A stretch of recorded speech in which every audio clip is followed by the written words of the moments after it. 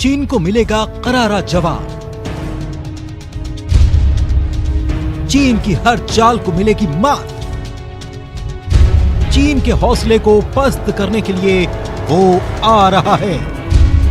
उसकी आवाज से दहलेगा हर दुश्मन का दिल। दुश्मन पर वो बरसाएगा आग। एलएसी पर चीनी सेना ने कोई दुस्साहस किया तो उसकी खैर नहीं। भारत की जमीन पर बुरी नजर रखने वाले दुश्मनों के लिए बहुत बुरी खबर है। इंडियन आर्मी को मिला है ऐसा फौलाद जो हर दुश्मन के लिए एक बुरा सपना है। उसकी ताकत के आगे भारत का हर दुश्मन बेबस है। जब सीमा पर वो खड़ा होगा तो उसका सामर्थ्य देखकर दुश्मनों के रोंगटे खड़े हो जाएंगे। उससे टकराने की बात तो दूर, उसकी जद में जाना भी मौत को दावत देना है। कौन है वो, कितना ताकतवर है वो, और कैसे दुश्मनों को चचाएगा वो धूल। हमारी इस खास पेशकश में मिलेगा आपको हर सवाल का जवाब। गर्व से चौड़ा होगा हर भारतीय का सीना। बने रहिए हमारे साथ। जी हां, बिल्कुल सही सुना आपने। चाहे दुश्मन कोई भी हो, अब उसकी खैर नहीं, क्योंकि मुल्क की सरहदों की हिफाजत के लिए हमारे वीर जवानों के साथ जब वो खड़ा होगा तो दुश्मन को भागने का भी वक्त मिलेगा या नहीं, कहना मुश्किल है। जबलपुर में सेना की व्हीकल फैक्ट्री और गन फैक्ट्री ने दुश्मन पर आग उगलने वाला ऐसा ताकतवर फौलाद बनाया जो हर दुश्मन पर भारी है।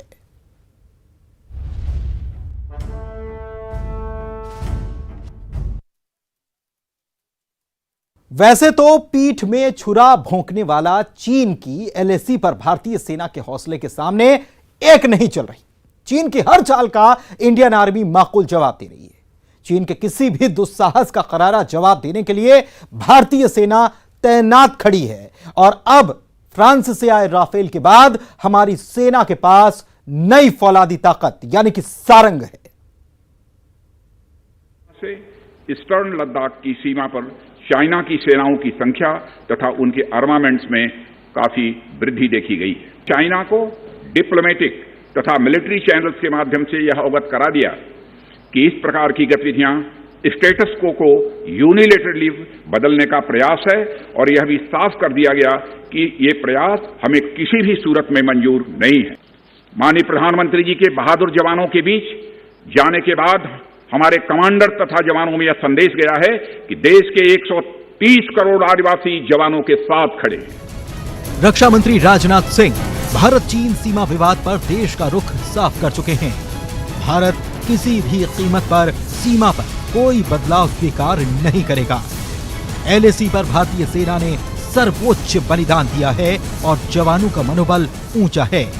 हालात तनावपूर्ण हैं, लेकिन एलएसी पर हर चुनौती का देश के जवान डटकर सामना कर रहे हैं। पूर्वी लद्दाख में तैनात जवानों को गोला बारूद से लेकर हर तरह की सुविधाओं से लैस किया गया है और उनके लिए कोई भी कमी नहीं हो पाएगी। रक्षा मंत्री के इस बयान के चंद घंटों के भीतर भारतीय सेना को एक ऐसा फौलाद मिला जिसने सेना की ताकत को कई गुना बढ़ा दिया है। जी हां, इंडियन एयरफोर्स को राफेल की बेशुमार शक्ति मिलने के बाद अब इंडियन आर्मी को सारंग की फौलादी ताकत मिली है।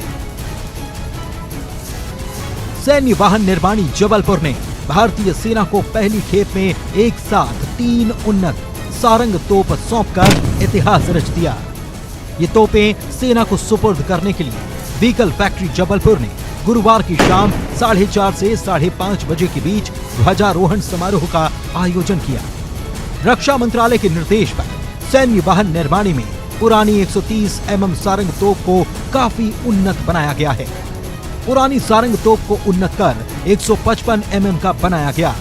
उन्नत सारंग तोप को सैन्य परीक्षण के लिए लॉन्ग प्रूफ रेंज खमरिया भेजा गया। सैन्य परीक्षण के विभिन्न पैमानों को उन्नत सारंग तोप ने पूरे भरोसे के साथ पार किया। अब सारंग देश की सीमाओं पर दुश्मन के खिलाफ अभियान के लिए तैयार है। सारंग के गोले दुश्मनों पर मौत बनकर बरसेंगे। आपको बताएंगे सारंग की हर खासियत। बने रहिए हमारे साथ।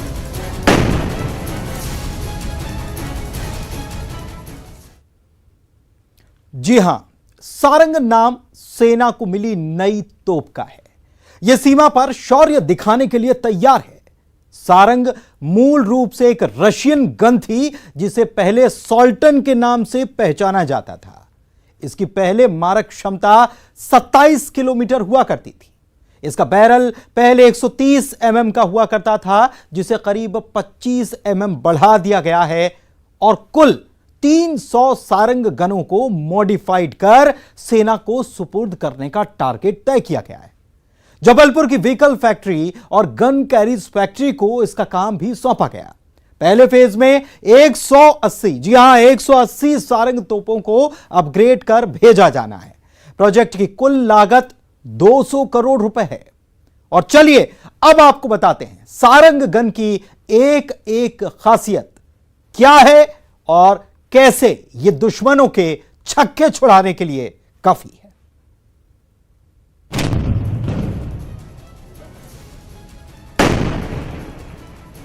व्हीकल फैक्ट्री जबलपुर ने 3 सारंग तोपों को सेना को सौंप दिया है। जल्द ही इन तोपों की तैनाती सरहदों पर हो सकती है। देश के सबसे ताकतवर तोप धनुष के बाद सबसे उन्नत तोपों की कैटेगरी में सारंग का नाम है। सारंग तोप की मारक क्षमता 40 किलोमीटर की है। सारंग तोप को अंधेरे में भी सटीक निशाना लगाने के लिए अपग्रेड किया गया है। इसका बैरल 155 mm 45 कैलिबर का है। सारंग मूल रूप से एक रशियन गन थी। पहले इसे सॉल्टन के नाम से जाना जाता था, जिसकी मारक क्षमता 27 किलोमीटर हुआ करती थी। इसका बैरल 130 mm का था। अपग्रेड करने के बाद सारंग के बैरल को 155 mm कर दिया गया। कुल 300 अपग्रेडेड सारंग तोप सेना को सौंपने का टारगेट भी रखा गया है। इसका काम जबलपुर व्हीकल फैक्ट्री और गन कैरीज फैक्ट्री को सौंपा गया है। पहले फेज में 180 सारंग तोपों को अपग्रेड किया जाएगा। सारंग की ताकत को काफी बढ़ा दिया गया है। लंबे वक्त से जबलपुर के LPR रेंज में इसका परीक्षण किया जा रहा था। कई तकनीकी खासियतों के साथ इन सारंग को अपग्रेड कर इनकी ताकत को दोगुना कर दिया गया है। रात में भी इंडायरेक्ट फायरिंग में इस्तेमाल कर सकते हैं, डायरेक्ट फायरिंग में कर सकते हैं, इसमें कोई शक नहीं है। फिलहाल सर कितना इसका ऑर्डर है, कितने ऐसे सारंग सेना को जाने हैं और क्या अभी प्रोसेस है? अभी जो ऑर्डर के अंदर है आई थिंक 180 गन्स अपना ऑर्डर है कॉन्ट्रैक्ट के अंदर। तो किस टाइम फ्रेम में ये तो अभी मैं नहीं बता सकता। मेरे ख्याल 3 साल या 4 साल के अंदर देनी है। पहले हमारे पास 130 mm रशियन गन थी। उस गन का कैलिबर 39 कैलिबर था और पहले भी ये इजराइल से कुछ किट्स आई थी जिसको उसको अपग्रेड किया गया था, जिसको सोल्टमाइजेशन बोलते हैं। ये गन का नाम नया सोल्टम रखा गया था पहले। उसी चीज़ को मद्देनजर रखते हुए पहले जो किट्स इजराइल से आई थी, अभी OFB ने जो कार्य किया है, उनको जो कॉन्ट्रैक्ट दिया गया है, जिसके अंदर की 180 गन जोन सी हैं, उन्होंने ये अभी ऑर्डिनेंस डेवलप किए हैं और ये ऑर्डिनेंस जोन से हैं, ये 145 कैलिबर के ऑर्डिनेंस हैं। सारंग ऐसे मौके पर सेना को सौंपी गई है जब चीन से लगातार तनातनी चल रही है। जाहिर है इससे सेना की ताकत में और इजाफा हुआ है और सीमा पर अपना शौर्य दिखाने के लिए सारंग तैयार है। प्रतीक मोहन अवस्थी, न्यूज़ 18, जबलपुर, मध्य प्रदेश। तकनीकी खासियत के साथ इस गन को बेहतर ढंग से मॉडिफाई कर सेना की ताकत को दोगुना करने का प्रयास भी किया गया। अब इस गन के माध्यम से सैनिक अंधेरे में भी दुश्मन पर वार कर सकते हैं। ऐसे में चीन से जारी तनातनी के बीच सेना के शौर्य को बढ़ाने के लिए सारंग अब तैयार है। वक्त एक ब्रेक का है।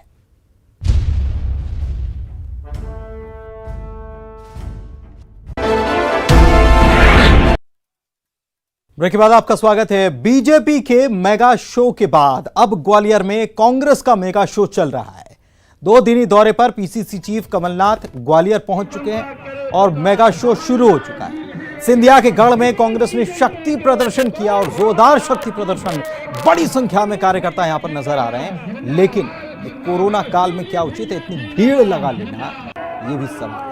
एयरपोर्ट से शुरू हुआ कमलनाथ का रोड शो जारी है और ये रोड शो रानी लक्ष्मीबाई की समाधि तक जाएगा, जहां पर कमलनाथ लक्ष्मीबाई की समाधि पर माल्यार्पण करेंगे।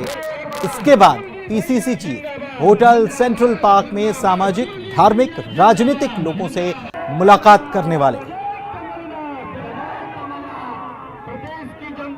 तो देखिए ये कैसे रोड शो कहां से गुजरने वाला है। विधानसभाएं जो हैं उनको भी फोकस किया गया, उनको भी ध्यान रखा गया है।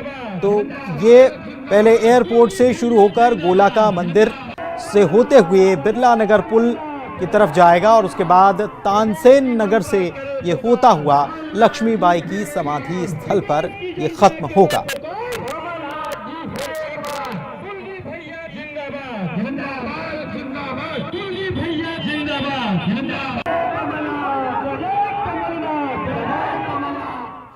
इधर ग्वालियर में कमलनाथ का विरोध भी भारतीय जनता युवा मोर्चा के कार्यकर्ताओं ने किया है और प्रदर्शन किया है। कमलनाथ के दौरे का यह विरोध जताया जा रहा है। एक तरफ भारतीय जनता पार्टी के लोग कह रहे हैं कि आ रहे हैं ग्वालियर, स्वागत है, लेकिन आए क्यों नहीं थे, ये सवाल किया जा रहा है। तो दूसरी तरफ विरोध भारतीय जनता युवा मोर्चा की तरफ से पुलिस ने भारतीय जनता युवा मोर्चा के कार्यकर्ताओं को फिर रोका भी है। उसकी तस्वीर भी आपको दिखा रहा है।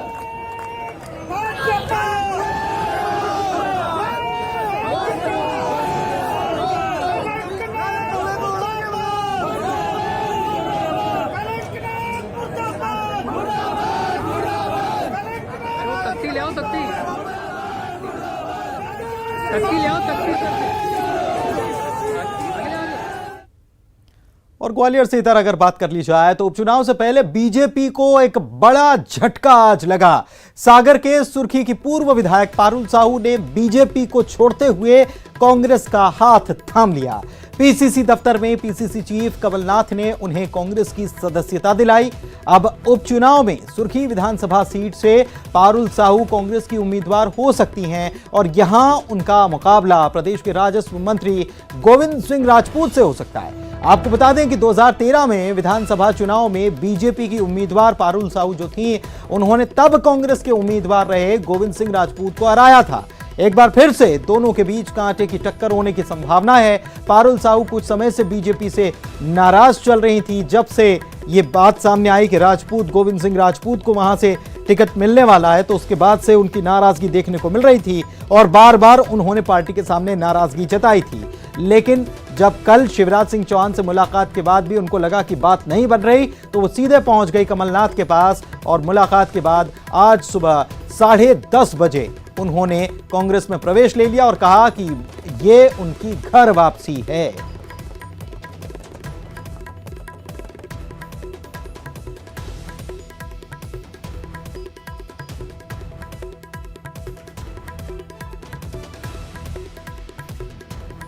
चुनाव में क्या हालत होने वाली है, पूरे प्रदेश में कैसा माहौल है। आज का मतदाता बहुत समझदार है। आज का मतदाता चुप है, शांत है, आपसे ज्यादा समझदार है। वह भी मध्य प्रदेश की भविष्य सुरक्षित रखेगा।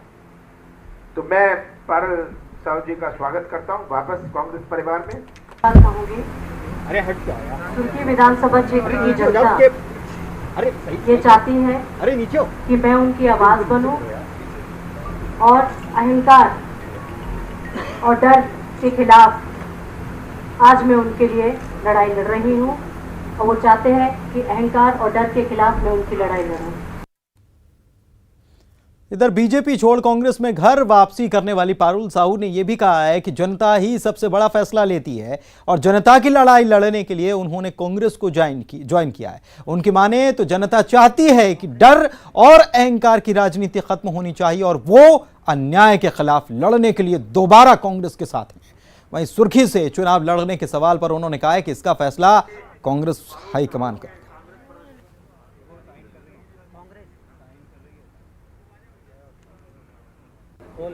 कभी बीजेपी का चेहरा रही पारुल साहू, अब कांग्रेस के बैनर तले सुर्खी विधानसभा सीट से चुनाव लड़ेंगी। आज कांग्रेस की सदस्यता उन्होंने हासिल की है। पारुल साहू हमारे साथ मौजूद हैं। मैडम, एक तो बीजेपी छोड़कर कांग्रेस में आने की वजह? मैंने वजह सबको बताई है, केवल एक वजह है। राजनीति में जब कोई नेता बनता है तो वो जनता के दम पे बनता है, और सबसे बड़ा निर्णय अगर कोई करता है तो वो केवल जनता करती है। सुर्खी विधानसभा क्षेत्र की जनता चाहती है कि मैं उनकी आवाज़ बनूं, और इस बार जो डर और अहंकार की राजनीति चल रही है उसको ख़त्म करने के लिए मैं उनकी लड़ाई लड़ूं। इस कारण से मैं अपने घर वापसी कर रही हूँ। बीजेपी जनता की आवाज़ नहीं सुन पा रही है क्या? आप लोग फील्ड में जाते हैं, मुझे लगता है मीडिया से ज़्यादा कोई बेहतर रिपोर्टिंग नहीं कर सकता है। इस वक्त जो सुर्खी विधानसभा क्षेत्र में चल रहा है, आप लोग जाइए फील्ड में, देखिए कि किस तरह की परिस्थिति अभी 2020 में बनी हुई है। मैं अन्याय के खिलाफ लड़ने आई हूँ। आपके साथ कुछ और भी बीजेपी के लोग हैं जो कांग्रेस में आ सकते हैं?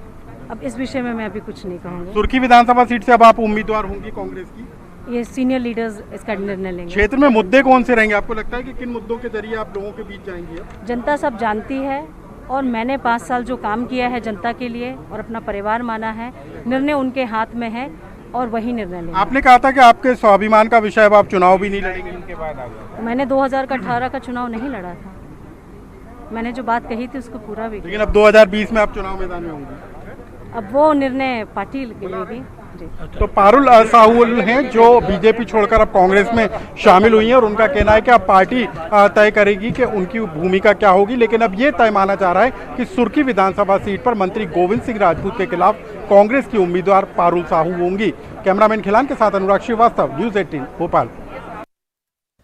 और इधर झटका लगने के बाद पारुल साहू के कांग्रेस में शामिल होने पर गृह मंत्री नरोत्तम मिश्रा ने प्रतिक्रिया दी। कहा कि कांग्रेस के पास व्यक्तियों की कमी है और कांग्रेस प्रत्याशियों की तलाश में है। कांग्रेस की जारी हुई सूची में सब आयातित प्रत्याशियों के ही नाम हैं, और जैसे कांग्रेस की स्थिति है वैसे ही आयातित प्रत्याशियों की भी स्थिति है। इसमें दरअसल में व्यक्तियों का टोटा है।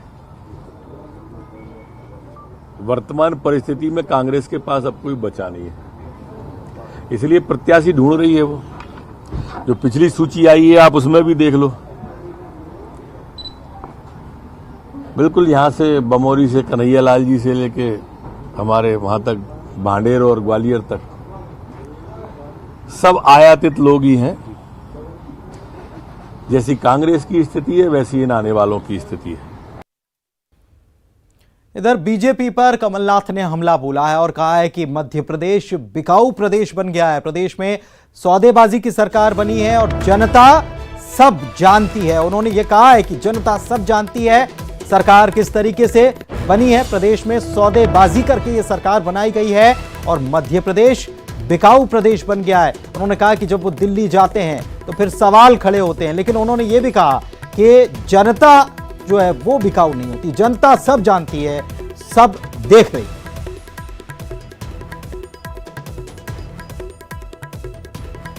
हुआ हमारा प्रदेश एक बिकाऊ सरकार, एक सौदे की सरकार, एक बोली की सरकार बन गई। हमारे संविधान में इस प्रकार का कोई प्रावधान कि ये अनैतिक और सौदे की राजनीति होगी। आज मध्य प्रदेश का नाम बिकाऊ प्रदेश, बिकाऊ राजनीति। मुझे तो शर्म आती है जब मैं दिल्ली जाता हूं, कहते हैं वही मध्य प्रदेश जहां सब बिकने को राजी है। इधर कमलनाथ ने बीजेपी पर वार करते हुए यह भी कहा है कि फसल बीमा की प्रीमियम तो हमारे वक्त में भरी गई थी। ये बड़ी खबर आपको बता रहे हैं। कमलनाथ ने यह दावा किया है कि फसल बीमा की प्रीमियम हमने भरी थी, बीजेपी सरकार अब कलाकारी कर रही है। क्या ये मानेंगे? उन्होंने कहा कि क्या ये मानेंगे शिवराज सिंह चौहान कि ये फसल बीमा की प्रीमियम कांग्रेस के द्वारा भरी गई थी? उन्होंने सवाल भी किया और कहा कि कलाकारी की राजनीति करते हैं, किसानों को गलत जानकारी दी जा रही है, यह भी उन्होंने आरोप लगाया। जी फिर से कलाकारी कर रहे हैं। जो प्रीमियम हमारी सरकार ने दिया था, आज जो उसका पैसा है जो बांट रहे हैं, मुझे तो ताज्जुब होता है कि अपने मुख्यमंत्री का कद भूल के इस प्रकार के झूठ बोलने लग जाते हैं। वो साथ में ये कहें कि इसका पैसा तो कांग्रेस की सरकार ने दिया था। सर कुछ ये नहीं कहेंगे। अब इनके बारे में मैं क्या कहूँ। कहते हैं जाको राखे साइयां मार सके ना कोई। ऐसी ही कुछ तस्वीर डिंडौरी से सामने आई जहां पर एक व्यक्ति के द्वारा मौत को मात दे दी गई। बेकाबू होकर सरिये से भरा हुआ ट्रक पलट गया था और हादसे का शिकार हुए ट्रक में ड्राइवर फंसा था। ड्राइविंग सीट में वो ऐसा फंसा कि निकलना भी मुश्किल हो गया।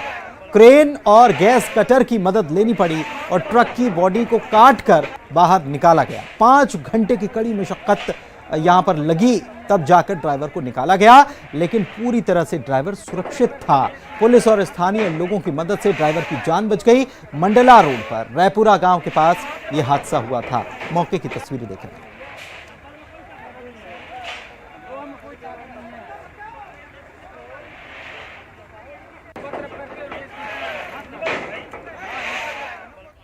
और इसी के साथ इस बुलेटिन में फिलहाल इतना ही। नमस्कार।